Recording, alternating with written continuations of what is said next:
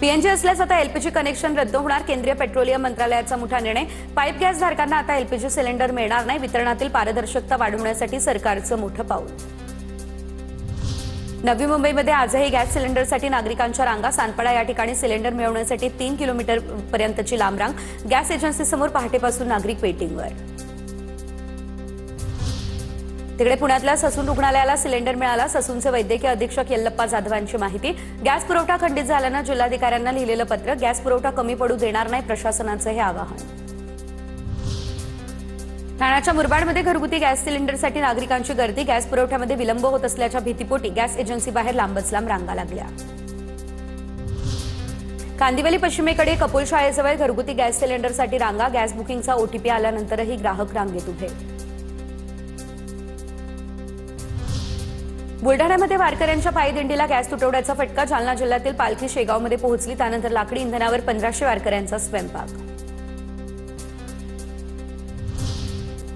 छत्रपती संभाजीनगरच्या घाटी रुग्णालयामध्ये शिवभोजन केंद्रावर चुलीवर स्वयंपाक। गॅस संपल्यानं 200 लोकांचा चुलीवरती स्वयंपाक। इतर पदार्थ बनवणं बंद। पोहे आणि उपमा या पदार्थांना प्राधान्य।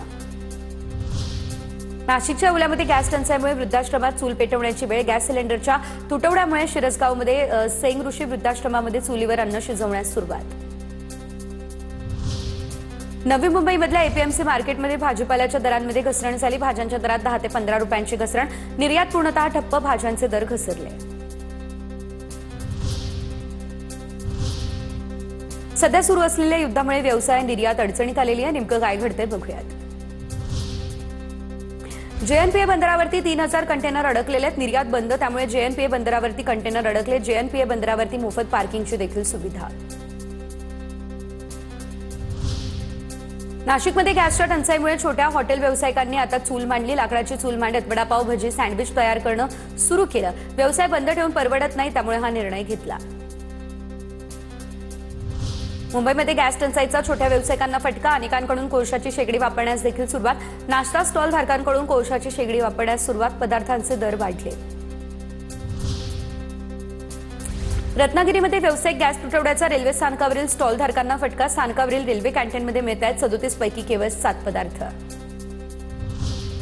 निर्यात घटली, त्यामुळे अंड्यांचे दर घसरले। देशांतर्गत बाजारात अंड्यांचा साठा वाढू लागला, त्यामुळे बाजारभावही घसरला। सांगलीमध्ये गॅस अभावी एमआयडीसीमध्ये कास्टिंग आणि फॅब्रिकेशन कारखान्यातील उत्पादन ठप्प।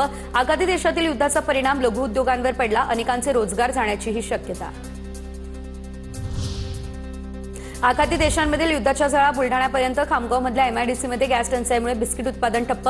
कंपनीमधील 500 कामगारांच्या रोजगाराचा प्रश्न ऐरणीवर। कंपनीवर आर्थिक संकटांची टांगती तलवार। मुंबईमध्ये सीएनजी पंपावर गॅस भरण्यासाठी अडचणी। गॅस प्रेशर कमी झाला, त्यामुळे ऑटो टॅक्सी आणि खासगी वाहनांच्या लांबच लांब रांगा लागल्याचं चित्र।